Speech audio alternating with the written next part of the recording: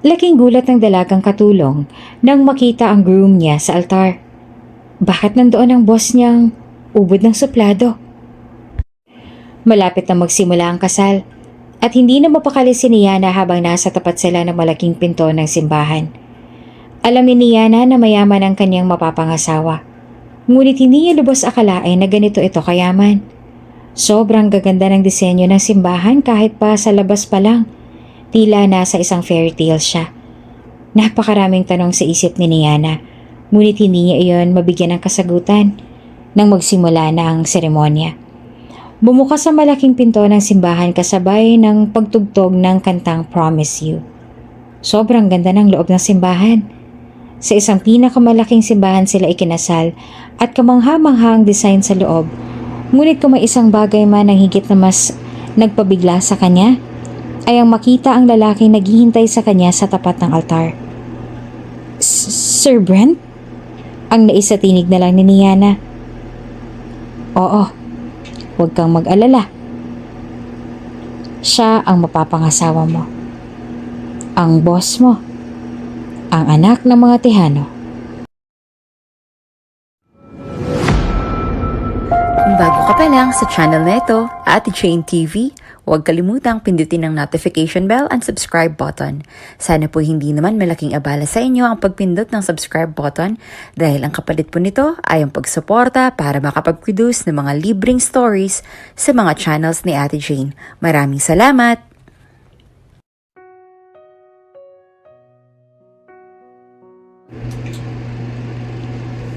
Sa pagsapit ng iyong ika-18 kaarawan, nakatakda mo makilala ang iyong mapapangasawa, Niana. 12 taon na ang lumipas mula nang sabihin iyon kay Niana ng lolo niyang si Anastasio. 22 taong gulang na siya ngayon. Ngunit hindi niya pa rin nakikilala ang lalaki na sinasabi ng lolo at magulang niya na nakatakda niyang pakasalan. Hindi alam ni Niana kung nagsasabi ba ng totoo ang lolo niya ng mga panahon na yon. Ngunit hanggang sa pagtungtong niya sa edad na ito ay iyon pa rin ang kanyang pinaniniwalaan. Hindi ka maaaring umibig sa ibang lalaki. Hindi mo maaaring hayaan na maangkin ka ng iba. Pagkat nasa sinapupunan ka pa lamang ng iyong ina, ay pagmamay-ari ka na ng lalaking nakatakda mong maging asawa. Iyon din ang mahigpit at paulit-ulit na paalala kay Niana ng lolo at magulang niya. Naiintindihan ko po, lolo. Tugon naman ang noon ay 17 taong gulang na si Niana. Naawa ko para sa bata. Narinig ni Niana ang sinabing iyon ng ama niya. Nagbuntong hininga ang kanyang lolo. Wala tayong magagawa. Dahil yon ang mga nasa ating usapan. Hindi tayo maaaring tumalikod sa usapan na yon dahil alam niyo naman ang ugali ng pamilya na yon at ang kasal na ito ang gusto nila na maging kabayaran. Inaasahan na ni Niana na may kikilala niya na kung sino man ang lalaki na nakatakda niyang pakasalan sa araw ng ika-18 taong kaarawan niya, ngunit hindi iyon nangyari. Ayon sa kanyang magulang, ay hindi raw kasi sumipot kung sino man ang lalaki na magiging fiancé niya sa araw ng usapan nila na yon. Tila nagbago ang isip o ano. Subalit may parte din kay Niana na nalulungkot dahil mula nung siya ay 10 taong gulang, sinabi niya na sa kanyang sarili na siya ay ikakasal na. Kumbaga, iyon ang pinaniniwalaan ni Niana sa loob ng mahabang panahon. Tapos, biglang hindi ito sisipot sa araw na hinihintay ng lahat na mangyari. Kung kaya naman hanggang sa umabot sa edad na 22 si Niana, ay hindi pa siya nagkakaroon ng nobyo kahit isa.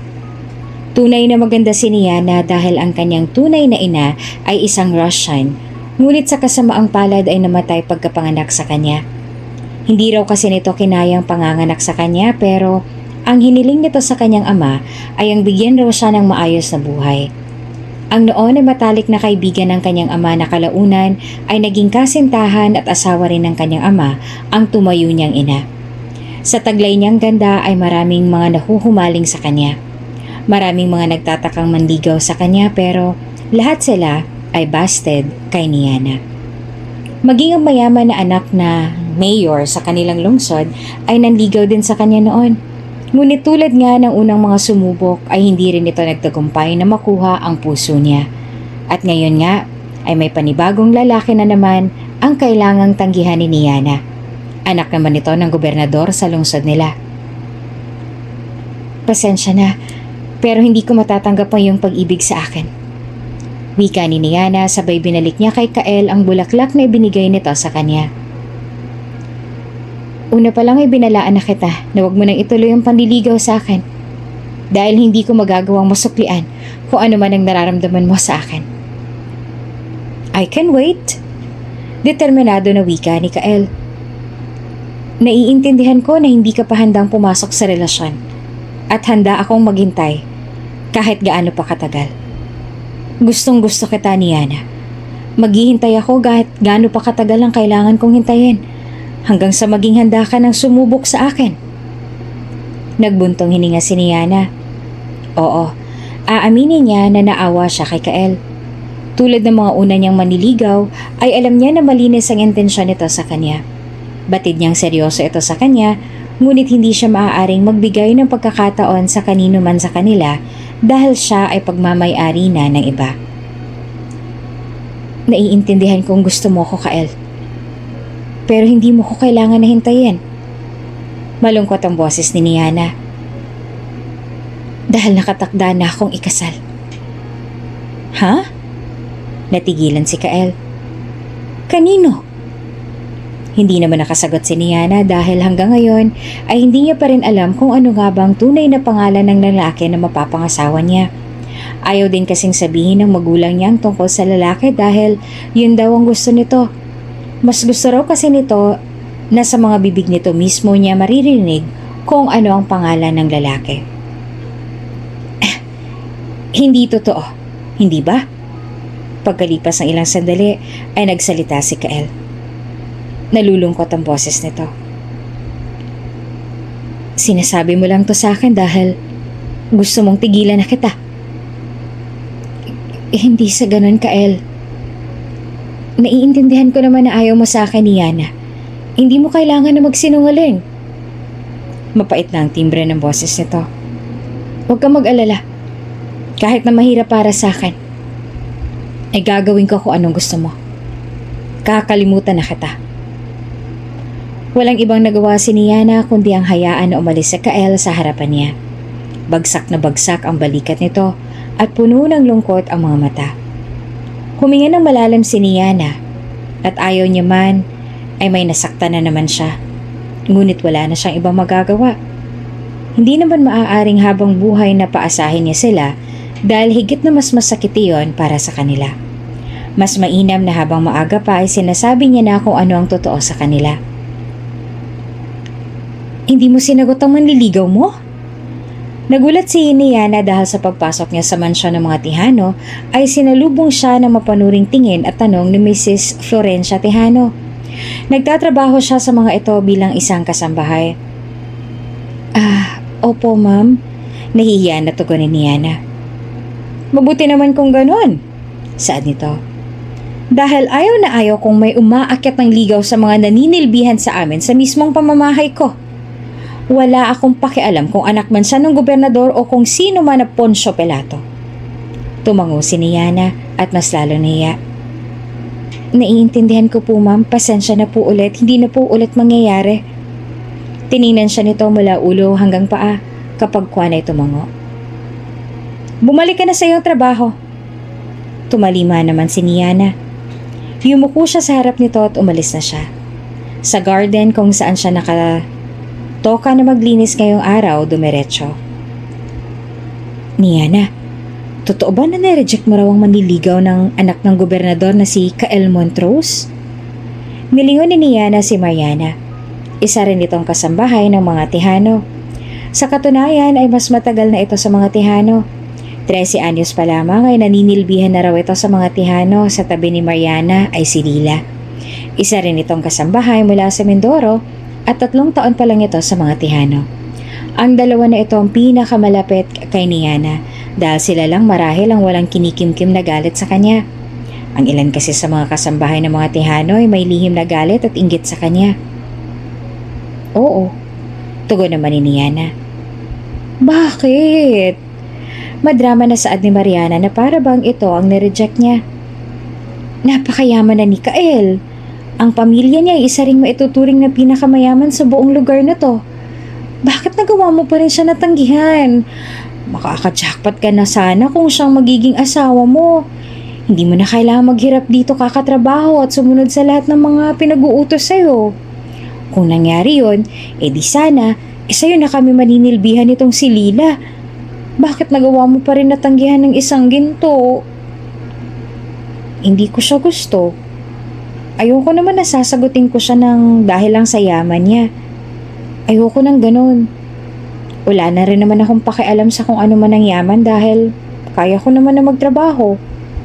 Wika ni Niana na nagpalaglag sa balikat ng dalawa. Sa panahon ngayon, hindi na mahalaga ang pag-ibig. Dapat hindi na pusong hinahayaan na maghari. Utak ang kailangan na sundin. Ganon talaga sa buhay. Sabi ulit ni Mariana. Kung puso mo lang patuloy mo pa iiralin, nako hindi ka makakaahon sa hirap ng buhay. Baka nga habang buhay ka pang manilbihan sa pamilya na to kung patuloy kang ganyan. Nagbuntong hininga si Niana. Totoo rin naman ang sinabi ni Mariana. Hindi sa lahat ng oras ay kailangan na ang puso ang iyong pairalin. Lalo na sa panahon ngayon. Ngunit sadyang hindi matiim ng konsensya ni Niana na gawin ang bagay na yon. Bukod pa doon ay tandang-tanda pa rin hanggang ngayon ni Niana kung ano ang ipinangako niya sa kanyang mga magulang at lolo noong siya'y 17 taong gulang pa lamang. 5 taon na ang lumipas mula noon, pero hanggang ngayon ay tandang-tanda niya pa rin ang lahat. Hindi siya maaaring pumayag na may ibang lalaki ang makapasok sa buhay niya maliban na lamang sa lalaking nakatakda niyang maging kabiyak. Ang pangako niyang yon sa kanila ang kailangan niyang sundin. Hindi pwedeng ibaon niya lang yon sa limot. Kasalukuyang nakatayo si Niana sa balkonahe ng mansyon ng mga Tejano. Malalim ng gabi, ngunit hindi pa rin siya dinadalaw ng antok kung kaya naman ay nandito siya para magpahangin. Nagbabaka sakali na rin siya na idalawin ng hantok dahil maaga pa siya bukas. Kailan ba kita makikilala? Wala na sa sarili na tanong ni Niana habang nakatingala siya sa kalangitan na puno ng mga bituin. Naiinip na akong kakaantay sa'yo. Di ko na alam kung gaano ba kahabang panahon pang kailangan kong hintayin hanggang sa makita at makasama na kita. Dagdag niya pa. Kasabay noon ay ang malamig na ihip ng hangin na yumakap sa kanya. Pwede bang dalian mo na kung nasan ka man ngayon? Pwede bang magpakita ka na at magpakilala sa akin? Pilitin ko man na itanggi pero nananabik ako makasama ka. Nahihirapan na rin akong hintayin ka lalo na ngayon na may isang tao nang unti-unti nakakapasok sa puso at buhay ko. Hindi na alam ni Niana kung ilang beses niya na bang tinanong yon sa kalangitan. Umaasa na dadali ng hangin ang mga katanungan niyang yon sa taong nakatakda niyang mapangasawa. Ngunit sa tagal niya nang nagtatanong at humihiling, ay wala pa rin siyang nakukuhang sagot. Wala man lang sign na ibinibigay sa kanyang mundo kung kailan niya nga ba makakasama ang taong yon. Ang taong siyang nakatakda para sa kanya. Biglang napalingan si Niana nang may narinig siyang mga yapak papalapit. Nahapit ang kanyang paghinga na makita niyang binatang si Brent Tejano, ang bunsong anak ng mga Tejano, ang suplado, ngunit ubod ng gwapo niyang boss. 5 taon na siyang naninilbihan sa mga Tejano. 2 taon pa lang nakakalipas mula nang dumating itong si Brent sa mansyon.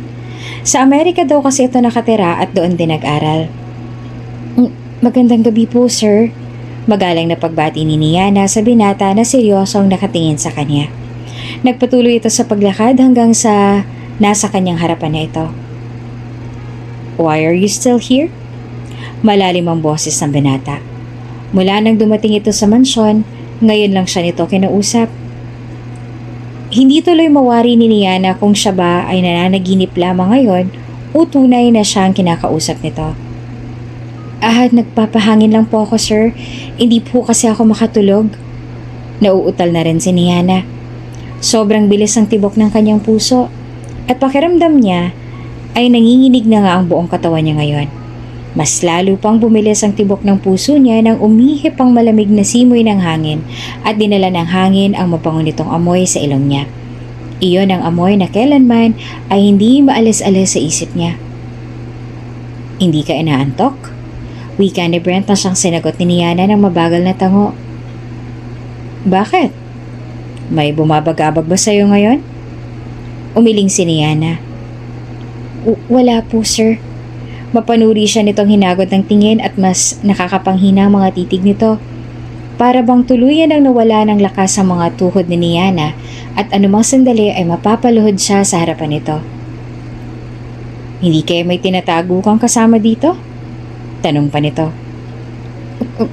Ano pong ibig niyong sabihin, sir?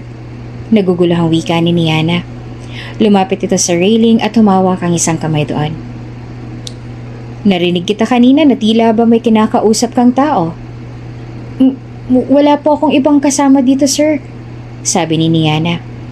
Bumaling ulit sa kanya si Brent at ang mga mata nito ay para bang isa ring bituin sa madilim na kalangitan. Kung ganon ay kinakausap mo ang iyong sarili? Mabagal siyang tumango. Opo, sir. Nakasanayan ko na pong gawin yon. Weird. Ibinalik ni Brent ang tingin sa malayo. But I'm pretty sure I heard someone answer you earlier. Imbes na matuwa si Niana dahil sa nalaman na may sumagot pala sa mga tanong niya kanina, ay biglang bumangon ng kaba sa kanyang dibdib. Ang ibig niyo pong sabihin ay may multo na sumagot sa tanong ko kanina? Yes. Tiningnan ulit siya ni Brent. Seryoso ang mukha ng binata. At alam ni Niana na hindi ito nagsisinungaling ngayon. Maybe it was really a ghost who answered your questions? Mas lalo siyang natakot dahil sa sinabi nito. Makailang beses siyang napakurap at naghihintay ng sasabihin ni Brent na nagbibiro lamang ito ngunit nanatili itong seryoso. Walang ganong biro ang mga sinabi nito. Dahil doon, ay bigla siyang nagpaalam sa binata na babalik na siya sa kanyang silid. Iyon ang unang beses na nag-usap sila na Brent at yun din ang pinaka-memorable na gabi para kay Niana. Dahil hindi siya nakatulog buong magdamag dahil sa sinabi ni Brent na may sumagot ng araw sa kanya at marahil ay isa iyong munto. Tahimik na nilapag ni Niana ang ulam sa hapag habang ang pamilya Tejano naman ay sabay-sabay nang nag-almusal. Ramdam ni Niana ang pagsunod ng tingin ni Mrs. Florencia Tejano sa kanya na para bang may kung ano itong pilit na nais makita sa kanya. Kailan mo balak na magkaroon ng pamilya, Brent? Ang kuya mo ay malapit ng makadalawang anak pero ikaw hanggang ngayon ay tila ba hindi pa sinasaisip ang pagkakaroon ng sariling pamilya. Napatigil si Niana at napasulyap din kay Brent na tumigil din sa pagkain dahil sa katanungan na iyon ni Florencia. Hindi ko pa ho iniisip ang tungkol sa bagay na yan, Mom. Seryosong sumagot si Brent. Wala pa sa isip kong pagkakaroon ng pamilya. Sumulyap din kay Niana si Brent at agad na nagtagpo ang kanilang mga mata. Nabigla si Niana dahil doon kung kaya ay agad siyang nagbaba ng tingin at nagkunwari na abala sa kanyang ginagawa kahit pa ang totoo ang tenga niya ay nakafocus sa kanilang mga usapan. Kailangan mo nang isaisip ang tungkol sa bagay na yan. Ang iyong parte sa ating kumpanya ay malapit na naming ibigay sa iyo. Ngunit alam ko na alam mo na hindi namin basta-bastang ibibigay sa iyo ang mana mo hanggat wala ka pang napapangasawa o magiging tagapagmana. Wika naman ang ama nito ni Mr. Vermont Tejano. Kapag may plano na po ako magpakasal, sasabihin ko kaagad sa inyo. Ngunit sa ngayon ay wala pa. Nasa inyo pa rin pong pasya kung ibibigay ninyo sa akin ang aking mana o maghihintay na ako ay makapag-asawa. Pinalang boses ni Brent. Hindi na namin kailangan na maghintay na matagal para sa bagay na yan, Brent. Wika naman ni Mr. Vermont Tejano. Nakapagpasya na kami ng iyong ina at napag-usapan namin na ituloy na ang napagkasunduan mong kasal. Ilang segundo na hindi sumagot si Brent. Kung yan ang gusto ninyo, wala naman akong ibang magagawa. Kung yan ang makakapagpapapasaya sa inyo. Malamig ang boses ng binata at halatang hindi rin masaya sa pasya ng magulang. Hindi na nakinig pa si Niana sa usapan ng pamilya. Matapos niyang maayos ang hapag ay lumayo na siya sa mga ito. Lumapit si Niana sa kumpol ng ilan pang mga kasambahay na nakikinig din pala sa usapan ng pamilya. Ikakasal na pala si Sir Brent? Bulong ni Chantal. Oo nga, nagbuntong hininga naman ng isa. Sayang naman at ikakasal na siya pero sa tingin niyo, kanino kaya siya ipagkakasundo ng kasalan, no? Nagbulungan at hulaan na lang sila kung sino sa tingin niya mapapangasawa ni Brent. Samantalang nanatili namang tahimik si Niana. Ang mga mata niya ay kay Brent at nakaramdam siya ng awa para dito dahil halata sa mukha nito na hindi ito masaya sa pasya ng magulang na ikasal ito.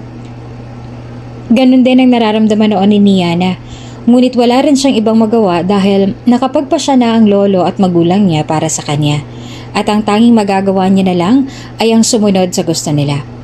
Alam niya na ganun din ang nararamdaman ngayon ni Brent. Nahihirapan din ito ngunit walang iba na mapagpipilian at hindi niya rin maintindihan ang kirot na biglang gumuhit sa kanyang dibdib. Dahil sa mga narinig niya, hindi mawari ni Niana kung bakit tila nalulungkot at nasasaktan siya sa nalaman na ikakasal na rin si Brent.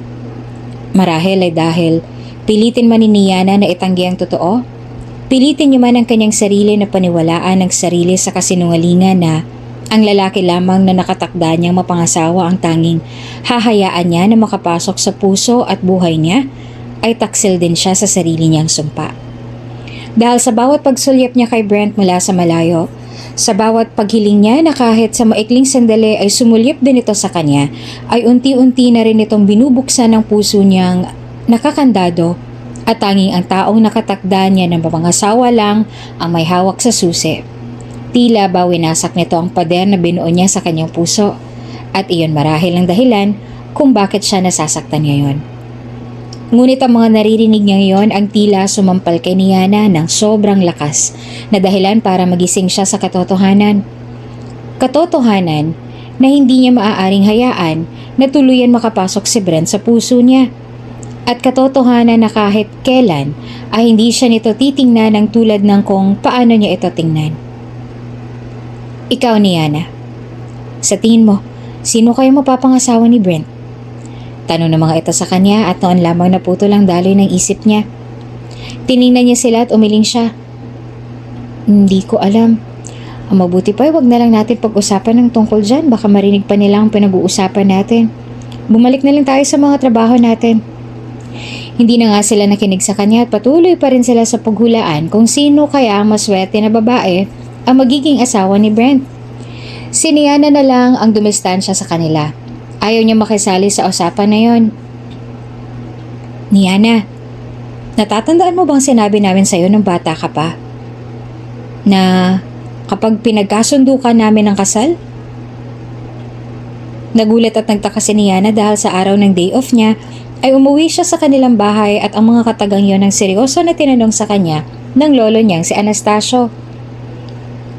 Opo, lolo, sagot naman ni Niana. Natatandaan ko pa po ang tungkol doon. Naudlot ang nakatakda ninyong pagkikita ng ikay tumuntong sa tamang edad. Dahil yun ang gusto ng iyong mapapangasawa. Pero ngayon sa tingin naming lahat ay sapat na ang mahabang panahon na paghihintay. Batid din namin na handa ka na para dito. Dahil ilang taon na rin mula nang sabihin namin sa iyo ang tungkol dito. Pwede niyo po ba akong diretsahin na lang, Polo? Ano po bang ibig niyong sabihin? Tanong ni Niana. Sa susunod na linggo ay nakatakda ka ng ikasal sa kanya. Handa ng lahat para sa araw na yon. Po? Halos malaglag ang panga ni Niana dahil sa sinabi nito. Ano pong ibig niyong sabihin? Sa susunod na linggo na po agad ang magiging kasal namin? Oo. Tumango ang lolo Anastasia niya. At hindi na maaaring magbago ang isip mo. Pero bakit naman po masyadong biglaan? Dahil yun ang gustong mangyari na mapapangasawa mo. Maging kami na bigla ngunit wala na rin ibang magagawa dahil nakahanda na ang lahat. Tiningnan ni Niana ang magulang niya na nalulungkot para sa kanya, ngunit walang ibang magawa. Samantalang hindi naman maipaliwanag ni Niana kung ano ang nararamdaman niya ngayon dahil sa nalaman. Sa susunod na linggo ay ikakasal na siya. Makikilala niya na ang lalaki na nakatakda niya makasama habang buhay. Oo nga't matagal niya na rin na hinihintay mangyari ito. Ngunit hindi niya inaasahan na bibiglain siya ng ganito. Sa susunod na linggo na rin ang kasal ni Brent. Pareho na sila na hindi magiging malaya at mas lalo lamang nasaktan si Niana sa katotohanan na tuluyan na mawawalan siya ng kalayaan na gustuhin pa si Brent Tejano. Pasensya ka na kung kailangan na mangyaring lahat ng to, Niana. Pasensya na kung wala kami magawa ng iyong ama para pigilan ng pasya ng lolo mo. Nalulungkot na sabi ng kanyang ina at niyakap siya ng mahigpit na makita siyang umiiyak.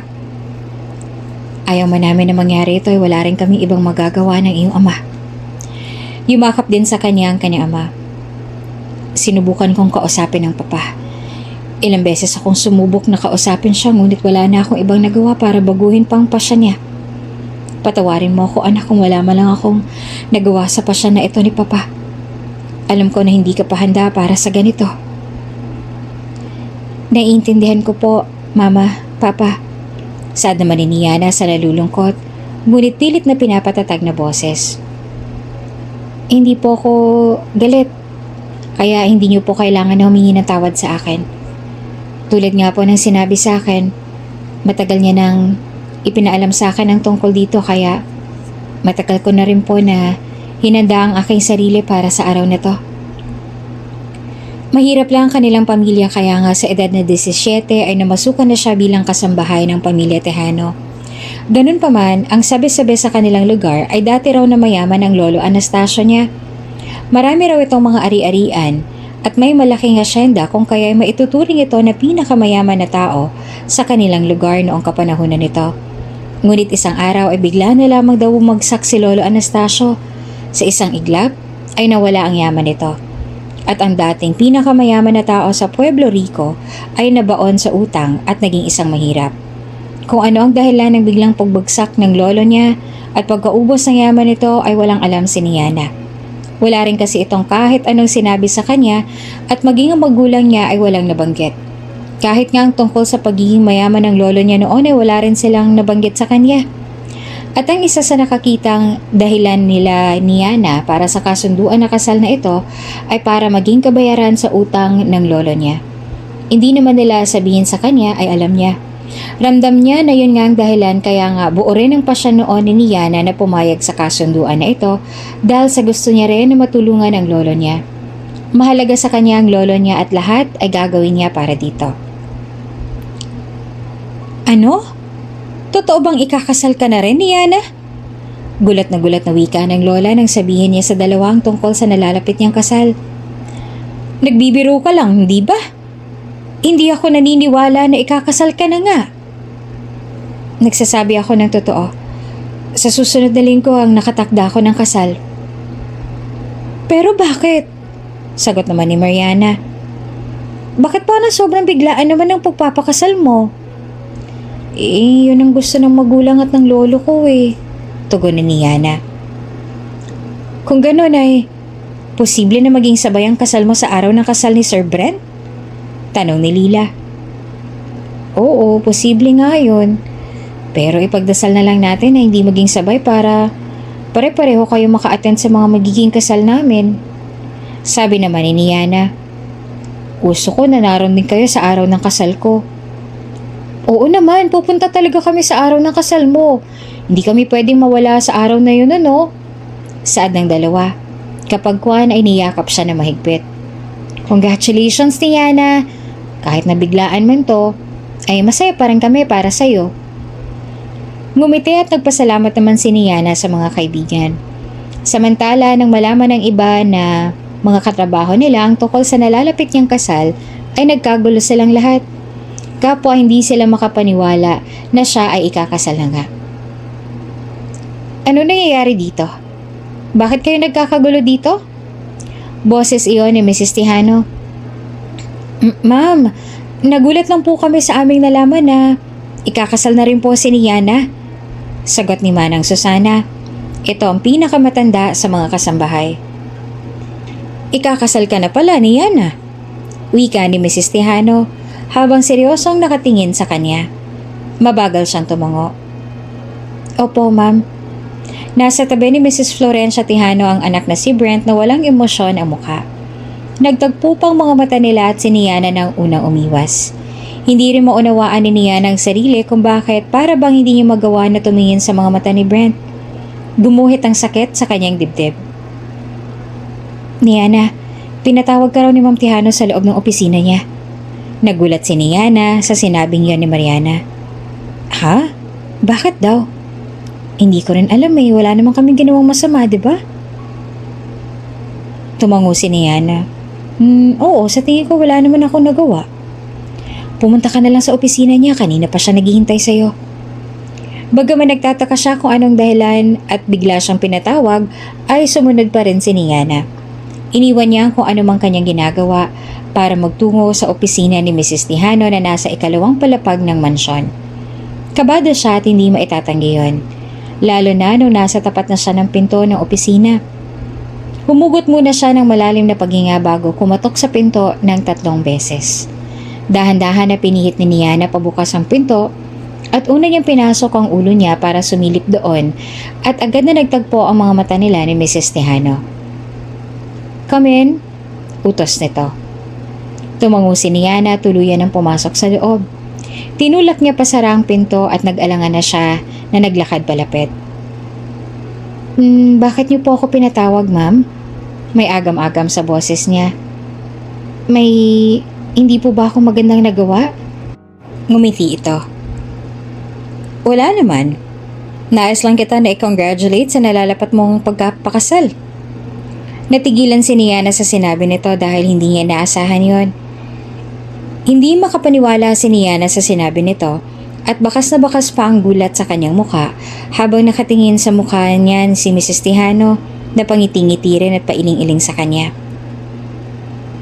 I mean it, dagdag pa ni Mrs. Tejano. Masaya ako para sa'yo. Bata ka pa lang ay naninilbihan ka na sa amin. Mabilis ang paglipas ng panahon at hindi ko na malaya na nasa tamang edad ka na pala para ikasal. Hindi pa rin siya nakakagalaw dahil sa gulat.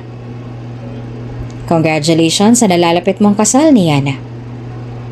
Hindi naman inaasahan ni Niana na ipapatawag siya ni Mrs. Florencia Tejano para lang sabihin sa kanya ang mga yon.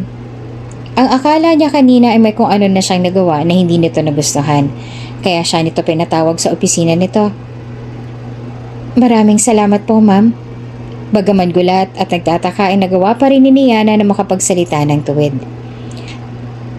Ngunit sa kanya si Mrs. Tejano, iyon ang unang beses na nakita niya itong ngumiti sa kanya ng ganoong kalambing. Walang anuman, hiling ko na maging masaya ka sa araw na nakatakda mong kasal. Takang-taka rin si Niana kahit pa hanggang sa makalabas siya ng opisina nito. Talagang yun lang ang sadya nito kung bakit siya kinausap. Nais lang nito na i-congratulate siya para sa nalalapit niyang kasal. Hindi makapaniwala si Niana. Habang naglalakad siya ay para bang wala siya sa sarili. Kung ano-ano pa ang iniisip niya. Hindi kaya may espiritu ng sumanib kay Mrs. Tejano para bigla itong bumait sa kanya gayong dati naman ay kulang na lang lamunin siya nito pag tumitingin sa kanya. Niana! Nagulat si Niana nang marinig ang boses ni Brent na tinawag siya. Gulat niya itong tiningnan at napatigil din siya sa paglalakad. Lumapit sa kanya si Brent at madilim ang ekspresyon ng mukha nito. Nanlaki ang mga mata ni Niana nang biglang hawakan nito ang kamay niya. Mag-usap tayo. Walang nagawa si Niana kundi ang magpatiano dito. Dinala siya ni Brent sa sulok ng bahay kung saan silang dalawa lang ang tao at saka lamang nito binitawan ang kamay niya. Nag-aalangan na nakatingin siya sa mga mata nito. Anong sinabi sa'yo ni Mom? Tanong nito at hindi pa rin nawawalang madilim na ekspresyon sa mga mata nito. Po? Hindi ba pinatawag ka niya sa opisina niya kanina? Sabihin mo sa akin kung anong sinabi niya sa'yo at kung bakit kanya pinatawag. Wala naman po siyang sinabi sa akin, sir. Sabi ni Niana. Binati niya lang po ako para sa nalalapit kong kasal. Seryosong tininan siya sa mga mata. That's all?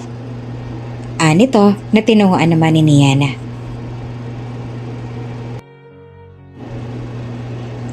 Mabilis na lumipas ang araw at habang ang mga tao sa Tejano Mansion ay abala sa paghahanda para sa nalalapit na kasal ni Brent, abala na rin si Niana para sa kasal niya. Hindi na siya tumulong sa mga Tejano na maghanda dahil kailangan niya rin na asikasuhin ang sa kanya At nauunawaan naman siya ng mga Teahano. Aligaga ang mga tao sa bahay nila para sa paghahanda. Samantalang hindi naman alam ni Niana kung ano ang nadarama niya. Oo, at excited din siya para sa kasal niya. At kahit papaano ay masaya rin siya, ngunit may kung ano siyang nararamdaman. Nasasaktan siya. Gusto niyang makita ang Sir Brent niya bago pa man sila parehong ikasal. May dumating na package sa bahay nila ni Yana bago ang araw ng kasal niya. Isa iyong malaking box na ang laman ay wedding gown niya. Sobrang ganda ng wedding gown. Puting-puti at alam ni Yana na hindi rin biro ang halaga noon. Ayon sa magulang niya ay galing daw yon sa kanyang mapapangasawa. At yon ang gusto nitong isuot niya. Ngunit hindi na siya nag-abala na tingnan pa iyon ng mas mabuti dahil sa sobrang naging abala na siya.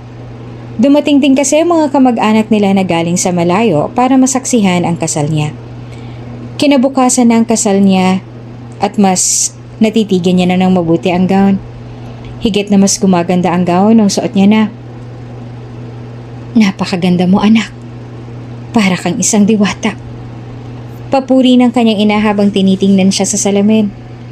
Malayong-malayo ang mukha ni Niana sa kanyang ina dahil ang tunay niyang kamukha ay ang kanyang tunay na ina, ngunit laging hinahangaan ng mama niya ang kanyang ganda.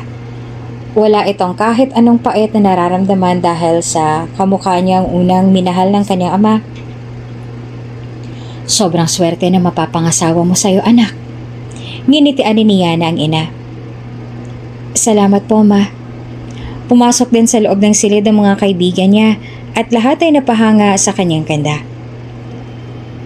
Sobrang swerte naman na magiging asawa mo sa'yo, Niana. Para siyang nakapangasawa ng Diyosa ng kagandahan. Wika ng isa sa mga auntie niya. Dinaig pa na magiging asawa mong nanalo sa loto na ikaw ang magiging asawa niya. Malapit na magsimula ang kasal at hindi na mapakali si Niana habang nasa tapat na sila ng malaking pinto ng simbahan. Alam ni Niana na mayaman ang kanyang mapapangasawa, ngunit hindi niya lubos akalain na ganito ito kayaman. Sobrang ganda ng disenyo ng simbahan kahit pa nga sa labas pa lang. Tila nasa fairy tale siya. Napakaraming tanong sa isip ni Niana, ngunit hindi iyon nabigyan ng kasagutan na magsimula na ang kasal.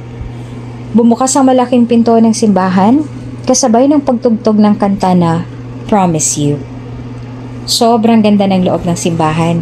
Sa isang pinakamalaking simbahan sila kinasal at kamangha-mangha ang design sa loob.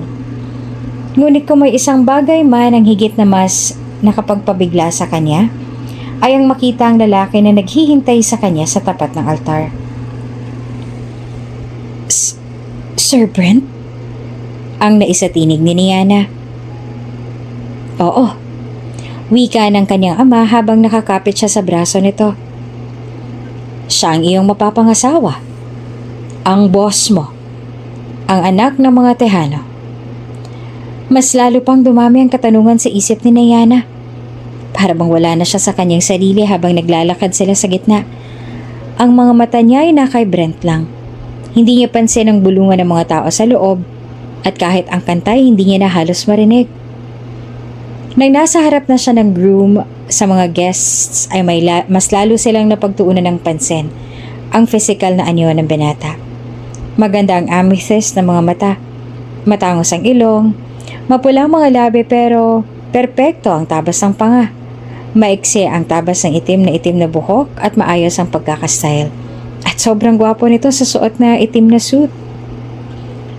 Alagaan mo ng mabuti ang anak namin, Brent. Pakiusap ng kanyang ama bago nito ibigay ang kamay niya sa binata. Tumango si Brent. Don't worry. I'll take care of her. Hindi naman makikitaan ang emosyon ng mga mata ni Brent habang sinasabi yon. Nang sandaling ibigay na ng kanyang amang kamay niya kay Brent, ay mas lalo lang na hindi nakahinga si Niana. Gulat na gulat at takang-taka pa rin siya habang nakatingin siya sa binata. Buong seremonya ay para bang wala si Niana sa kanyang sarili at sumusunod lang siya sa sinasabi ng pare. Sa sandaling kailangan na nilang magpalitan ng vows, ay wala rin sa loob niya na binigkas niya ang mga pinakabisado sa kanya. Sa Kiss the Bride, at ang pisngi niyang hinalikan ni Brent ay para bang tuluyan ng umalis ang kaluluwa ni Niana sa kanyang katawan Nang sandaling dumampi ang malambot at mapulang labi ni Brent sa kanyang pisngi. Batid kong nagulat ka, sabi ni Brent sa kanya. Andito sila ngayon sa balcony ng hotel kung saan sila dumiretso pagkatapos ng kasal nilang dalawa. Pasensya na kung hindi ko agad pinaalam sa iyo ang tungkol sa magiging kasal natin. Hinarap ni Niana ang asawa. Ang ibig mo sabihin ay matagal mo nang alam na tayong ikakasal? Oo. Tumingin si Brent sa mga mata niya. Una pa lang, alam ko nang magiging asawa kita. Bakit hindi mo sinabi sa akin agad? I didn't want you to know. Sagot nito. Dahil sino ba naman ang may gusto na magtrabaho sa bahay ng fiancé mo, right? Awkward ang unang gabi nila mag-asawa. Hindi siya kinakausap ni Brent at lumipat pa ito sa kabilang kwarto para raw mas makatulog siya ng maayos dahil batid nito na hindi siya komportable na kasama ito sa iisang silid. Niana, hindi mo mula sinabi sa amin na ikaw palang mapapangasawa ni Sir Brent? Sabi sa kanya ni Lila. Alam mo ba na halos hindi na bumalik ang mga kaluluwa namin sa katawan namin nung makita namin na si Sir Brent palang naghihintay sa'yo sa tapat ng altar? Akala nga namin ay mali kami ng simbahan na pinuntahan eh. Oo nga Niana. Gulat na gulat talaga kaming lahat na ikaw palang bride ni Sir Brent. Ni isa ay walang nakahula sa amin na ikaw magiging asawa niya. Grabe, sobrang unexpected ng pangyayari. Dinaig pang plot twist ng binabasa ko na nobela. Sabi naman ni Mariana. Pasensya na kung hindi ko nasabi sa inyo pero kahit ako nga ay hindi ko rin alam na siya palang mapapangasawa ko. Wika ni Niana na nagpataka sa dalawa. Sinabi ni Niana ang lahat sa dalawa ngunit imbes na magulat sila ay kinilig pa sila para sa kanya.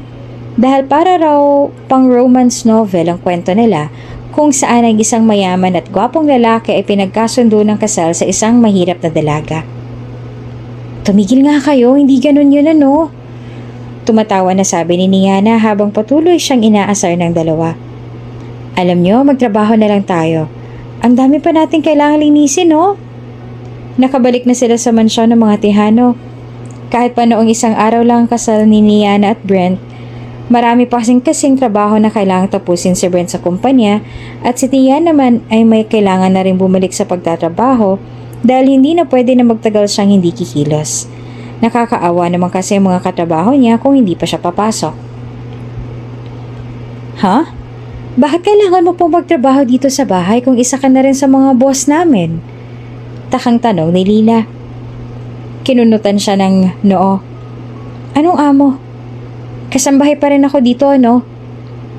Hindi ka na kasambahay ni Yana. Asawa ka na ni Sir Brent Tihano.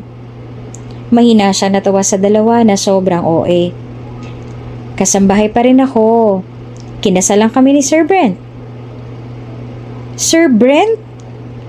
Sobrang OA talaga nitong dalawang to. Ano Sir Brent? Asawa mo na yun, uy! Napailing na lang si Niana sa dalawa. At hindi na sila pinagtuunan ng pansin.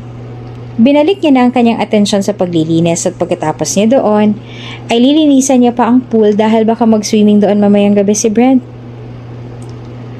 Where's my wife? Nagpupuna si Niana ng dahon ng mga mamahalin na halaman na nasa loob ng mansyon nang marinig niya ang boses ng kanyang asawa. Napatigil siya sa kanyang ginagawa at hinintay hanggang sa makapasok kung nasaan siya. Nang makita ni Brent ang hawak niya, nagkunot ang noon nito. Anong ginagawa mo?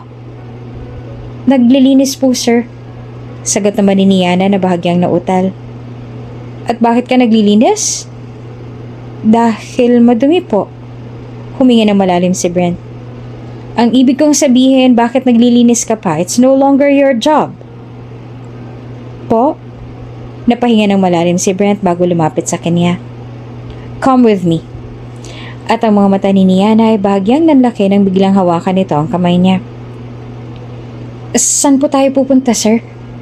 Nauutal na tanong ni Niana sa asawa habang paakyat sila ng hagdan. To my room. Po? Nabigla siya sa tanong nito. Why? Tiningnan siya nito. May problema ba roon? Napalunok ng mariin si Niana. Ano pong gagawin natin doon, sir? Ano sa tingin mo? Muli namang napalunok ng mariin si Niana. Po? Sa reaksyon niyang yon ay gumuhit ang ngiti sa labi ni Brent. Na makapasok na sila sa loob ng kwarto ni Brent ay mas lalo nalang bumilis ang tibok ng puso ni Niana. Hindi niya alam kung ano ang gagawin nila dito ngayon. Calm down, Niana. Sabi ni Brent na napansin ang sobrang tense niya. Wala pa akong gagawin sa'yo. Naramdaman ni Niana ang pagginit ng pisngi niya dahil sa sinabi nito. Pero bakit po tayo nandito? May ipapalinis po ba kayo sa akin, sir? No. Ipapakita ko lang sa iyo ang magiging kwarto natin habang hindi pa natatapos ang bagong bahay na lilipatan natin. Natin? Yes. Lilipat tayo ng bahay once na matapos ng pag-aayos sa pinapagawa kong bahay. For now, dito na muna tayo sa kwarto na ito. But if you're not comfortable here, pwede naman na sa penthouse ko tayo tumuloy.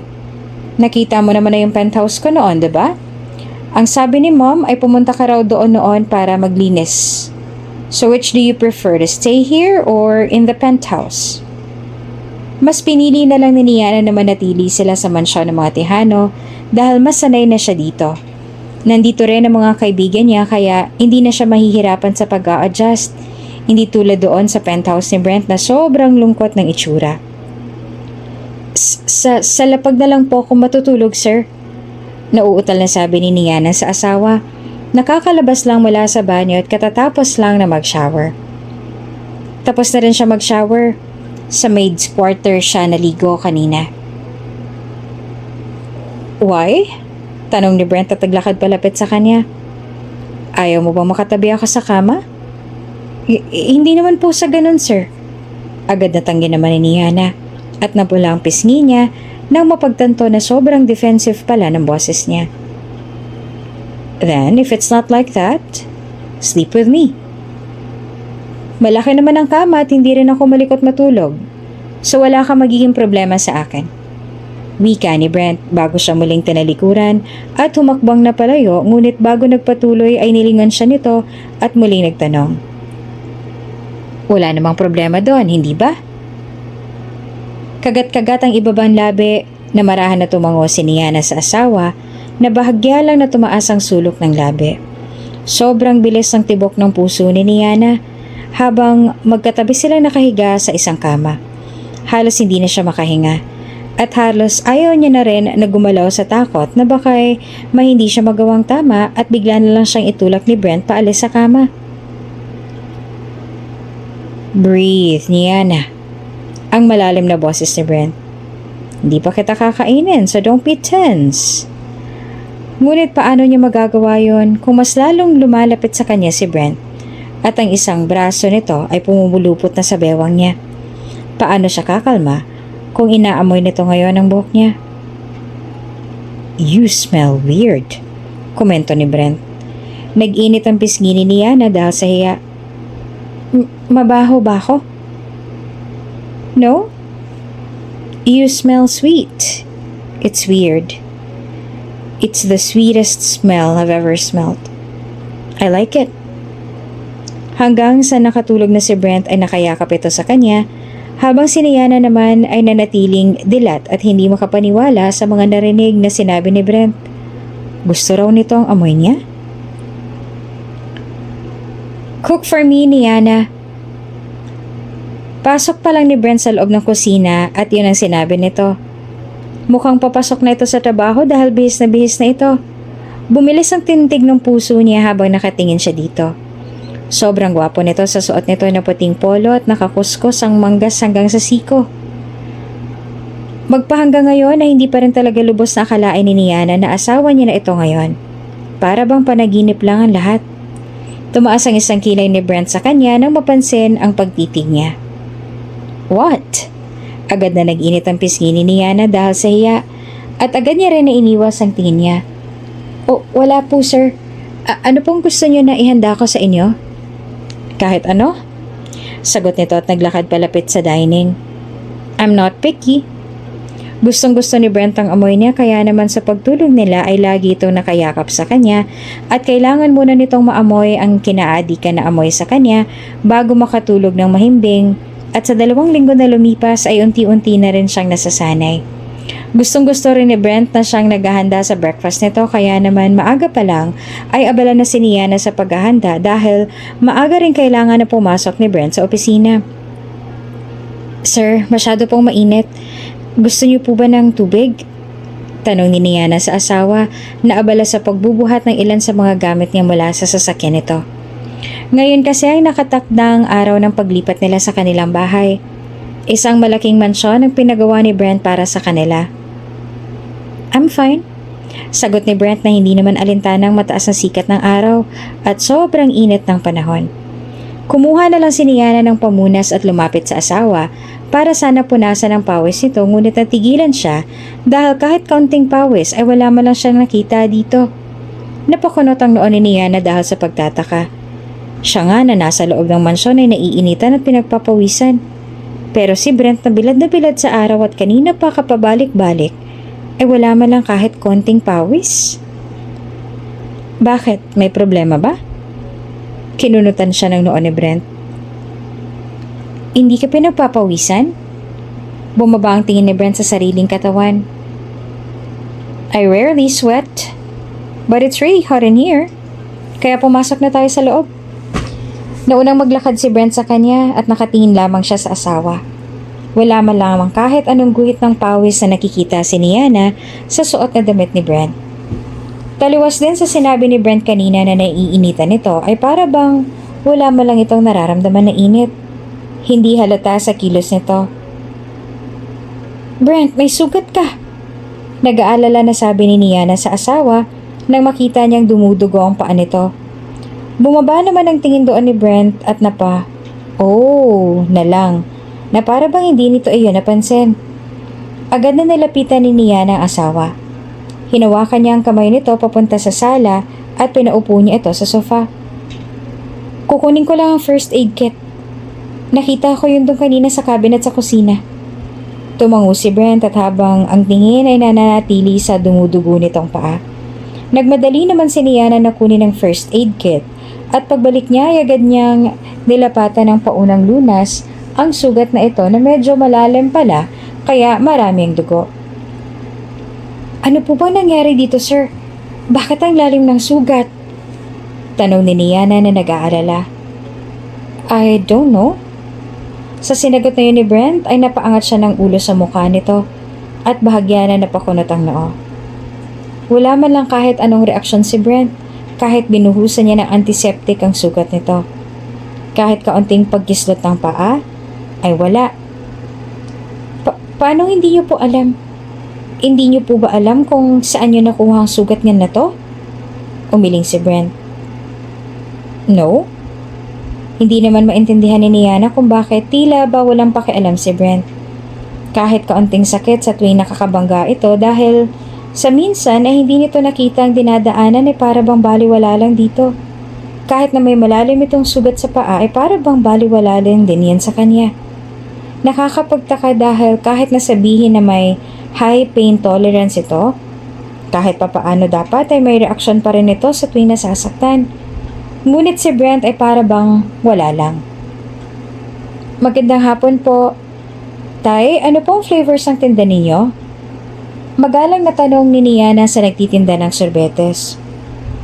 "Magandang hapon din sa'yo, anak." Bati nito. Bago binuksan ng ice cream container at itinuro ang flavors. "Mangga, strawberry, cheese, ube at durian, anak." Tiningnan ni Brent ang mga flavor at lihim na napangiti naman si Niana. Ang cute ng reaksyon ni Brent. Halatang halata na hindi pa ito nakakatikim ng ganitong klaseng ice cream. Palibhasa, laking magnum. "Brent!" Tawag niya ang asawa. Tumingin naman kaagad ito sa kanya. "Anong flavor ang gusto mo?" "Gusto kong tikman ang lahat." Nahihiya ang sagot nito. "Pwede naman yun, iho," sabi ng matanda. "Kung ganun ay lahat po ng flavors para sa kanya, tapos sa akin naman po ay yung strawberry lang." sabi ni Niana. Tumango naman na nagtitinda at kumuha na ng cup. Saang bansa kayo galing ng asawa mo, Iha? Tanong na nagtitinda habang nag-i-scoop ng ice cream. Pareho po kaming taga dito lang, Tay. Wika naman ni Niana. Abay, napakaganda mo, Iha. Hindi ko inakala na Pinay ka pala. May lahi ka bang banyaga? Russian po ang aking ina. Ganon ka rin ba, Iho? Mix naman po ako. Ang aking ina ay half Chinese, half Russian. At ang aking ama naman ay half Turkish, half Spanish, with Filipino blood. Paliwanag ni Brent kaya maging si Niana ay namangha. Kaya naman pala hindi nakakapagtaka at mukha kayo mga modelo. Unang kita ko pa lang sa inyo kanina ay inakala ko na ng mga artista kayong dalawa. Puri pa ng matanda. Nahiya naman si Niana habang si Brent naman ay nagpasalamat. O, eto ng sorbetes ninyo, nak, sabi ng Ginoo at ibinigay na sa kanila ang sorbetes. Tinikman niya kaagad iyon na matanggap. Wow, it's delicious, komento ni Brent na parang isang bata. Ang mata niya ay kumikistap-kistap pa. Nako, tamang-tama ka dyan, anak. Masaya ako at nagustuhan mo ang sorbetes ko. Masayang wika naman ng Ginoo. Lumapit sila sa isang bench at masaya na kinain ng ice cream. Natatawa pa si Niana sa reaksyon ni Brent. Halatang nag-e-enjoy ito sa ice cream nito. Ito ba ang unang beses na makatikim ka ng ganitong ice cream? Hindi mapigilan na tabing ni Niana sa asawa. Binalingan siya nito. Oo. Hindi ko alam na mas masarap pa pala to kaysa sa inaasahan ko. Paborito ko to. Bata pa lang ako, ito nang madalas sabihin sa akin ni Papa. Pagkukwento ni Niana. Mula noong tumira sila sa iisang bahay, ay naging mas malapit silang dalawa kaya nakakapagkwento na rin si Niana sa kanyang asawa tungkol sa buhay niya noon. It's good that your father is allowing you to eat whatever you want, wika ni Brent. Bakit? Hindi ka ba pwedeng kumain ng kung ano noon? Tanong ni Niana. Umiling si Brent. No, hindi ko makakain kung anong gusto ko nun. Dahil wala naman akong kahit anong nalalasahan. Iyan din sana ang gustong idagdag pa ni Brent. Ngunit hindi niya tinuloy at sinabi na lang sa isip niya. Ngayon na andito na ako, makakakain mo ng lahat ng gusto mo dahil ipagluluto kita palagi. Pangako ni Niana sa asawa na napangiti. Hindi naman mapigilan ni Niana ang mga ngiting sumusubil sa kanyang labi habang pinagmamasdan si Brent na mukhang sarap na sarap pa rin sa kinakain hanggang sa naubos na nito iyon. Sa tagal ng pagkakatitig niya ay hindi niya na nagawang umiwas ng tingin nang bigla na lamang bumaling sa kanya si Brent at nagtagpo agad ang kanilang mga mata. It's really good, sabi ni Brent sa kanya. Thank you for letting me taste its sweetness. Ngumiti si Niana. Walang anuman. Masaya ako na gustuhan mo. Napansin ni Niana ang ice cream sa gilid ng labi nito kaya binuksan niya ang bag na dala niya at kinuha sa loob ang dala niyang wipes. Ginamit niya iyon para punasan ang gilid ng labi ni Brent na natigilan naman sa ginawa niya. Nang mapagtanto ni Niana kung anong kanyang ginagawa ay napalunok siya ng mariin. Tumingin siya sa mga mata nito at kaagad niyang tinapos ang pagpupunas sa gilid ng labi nito at inilayo ang kamay. May ice cream kasi sa gilid ng labi mo kanina. Nahihiya na paliwanag niya at iwas-iwas din siyang tumingin sa mga mata nito. Thank you, Niana. He smiled. Isa pa sa mga napansin ni Niana habang matagal na nagsasama sila sa iisang bahay ay kung gaanong kagusto ni Brent ang mga luto niya. Gustong-gusto nito ang amoy niya, ang boses niya, at ang mga hawak niya. Ganun pa man, ay hindi pa rin naalis sa utak ni Niana ang mga katanungan lalo na nung tumira sila ni Brent sa iisang bahay na siyang madalas nag-aasikaso dito nang tumatagal ay mas lalo niya napapansin ang pagiging kakaiba nito. Gusto niya magtanong kay Brent pero ayaw niya rin na masaktan niya ang loob nito kung magtatanong siya. Naging sobrang abala ni Brent sa sumunod na mga linggo dahil sa dami ng kailangan niya na gawin sa opisina. Halos wala na siyang pahinga at halos hindi na sila magkita ni Niana kahit nasa iisang bahay lang sila. Samantalang kahit walang tulog at dapat ay pagod na rin dahil sa dami ba naman ng trabaho na kailangan gawin, wala man lang kahit anong reaksyon si Brent. Hindi mo lang makitaan ng pagod ang mukha niya. It's like he's always full of energy. Nagtataka naman ang sekretary niya sa kanya kung bakit parang hindi siya nakakaramdam ng pagod. Ang sinasabi lang ni Brent ay dahil sa sanay na siya sa ganon. Maging si Niana ay nagtataka na rin kung saan ba kumukuha ng sipag at energy itong si Brent dahil halos wala itong tigil sa kakatrabaho.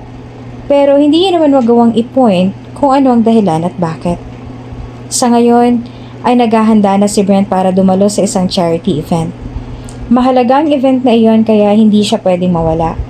Para kasi sa mga bata ang event na yon, yung magtitipon-tipon ng mga malalaking tao sa business para paramihan sila ng mga idodonate para sa mga batang mahihirap.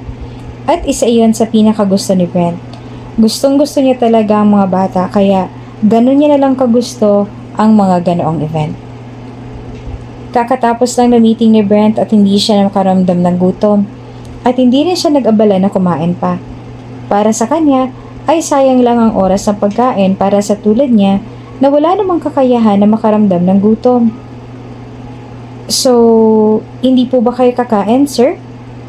Tanong ng sekretary ni Brent na si Brayden. No. Pero buong araw na po kayo hindi kumakain, sir. May pag-aalala na sa boses nito. Dahil nga sa sobrang busy ni Brent, ay wala na itong oras para kumain. And Brayden was exaggerating when he said buong araw na hindi kumakain si Brent. Hindi naman ako nagugutom, so I'll be fine. Sagot ni Brent. Umalis na sila sa kanyang opisina at habang nasa loob ng sasakyan ay abala pa rin ito sa pagtapos sa mga trabaho niya sa kanyang laptop. Dumapo ang tingin ni Brent sa bottled water at napagtanto na bukod sa buong araw na siyang walang kain, ay buong araw na rin siyang hindi umiinom ng tubig. Pero wala naman siyang kahit anong nararamdaman. Maya-maya na lang siguro siya iinom kapag na-blur out ng paningin niya. Nice to meet you here, Mr. Tejano. Pagdating nila sa event ay marami na agad ang sumalubong sa kanila at nakipagkilala kay Brent. Malugod naman na tinanggap ni Brent ang pakikipagkamay nito. Nice to see you too. It's an honor to meet you in person, Brent Tejano. Marami akong narinig ng mga magagandang bagay patungkol sa iyo. Brent had a small conversation with a business associate and then went to sit in the table that was reserved for them. His secretary went up to the stage to speak on his behalf. Tumayo si Brent upang muling makipagkamay sa isang may katandaan na lalaking lumapit sa table niya. How have you been, Brent Tejano? We heard that you were in a coma for 3 years. Totoo ba yon? Isang kilalang senador ang nagtanong noon kay Brent dahilan para matigilan si Brent at ganoon din ang sekretarya niya na nakasunod sa kanya. Lumunok ng mariin si Brent. Naiinis siya sa ngiti sa kanya ng senador na para bang nang aasar para sa mga nangyari sa kanya. Maayos na ho ako, Senator. Tugon naman ni Brent. At hindi nga ho kayo nagkakamali. I was in coma. But that was 2 years ago. Maayos na ako ngayon. Well, that's good to hear, Brent. I'm glad to see you. I thought you wouldn't come because of your busy schedule. I promised that I'd come. I don't like to break promises, he said. Sa puntong yon ay gusto na lang ni Brent na umalis na sa harap niyang senador na ito dahil ayaw niya nang mahalungkat pa kung ano man ang nangyari sa kanya noon na gusto niya na lang ibaon sa limot at wag nang balikan pa. Totoo ba ang balita na ikinasal ka na raw? Yes, it's true. At ang bagay na yon ay hindi niya itatanggi kailanman. Hindi man naging bukas sa lahat ang kasal niyang yon at mga malapit lang sa kanilang mga imbitado ay gusto niya na ipaalam sa lahat na may asawa na siya. Lahat sa event na yon ay kilala si Brent, ngunit kaunti lamang ang mga nakakilala niya sa mga nakakausap niya. Ang iba sa mga business persons na nakakausap niya ay pinapakilala sa kanya ng mga anak na babaeng kasama nila sa pag-aakala na single pa rin siya. Ngayon lang din kasi nagkaroon ng chance na maging open sa public si Brent. Noon ay talagang hindi siya umaattend sa kung anumang klase ng event at mga pagpupulong dahil yun din ang gusto ng magulang niya para mapangalagaan siya. Mula nang isinilang siya sa mundo at malaman ng magulang niya na may kakaiba siyang sakit na walang lunas, ay mas pinili nila na itago siya para mapangalagaan mula sa mga mata ng ibang mga tao na kung ano man ang balak nila sa kanya. Ito nga palang nag-iisa kong anak, si Gia. Gia Wu. Gia, this is Mr. Brent Tejano. Pagpapakilala ni Mr. Wu sa anak nitong nasa tabi. Magalang na yumuko si Brent sa babae at matamis naman ang umidi sa kanya. Ikinagagala ko makilala ka, Gia. Ikinagagala ko rin na makilala ka, Brent. Marami akong mga magagandang bagay na narinig tungkol sa'yo.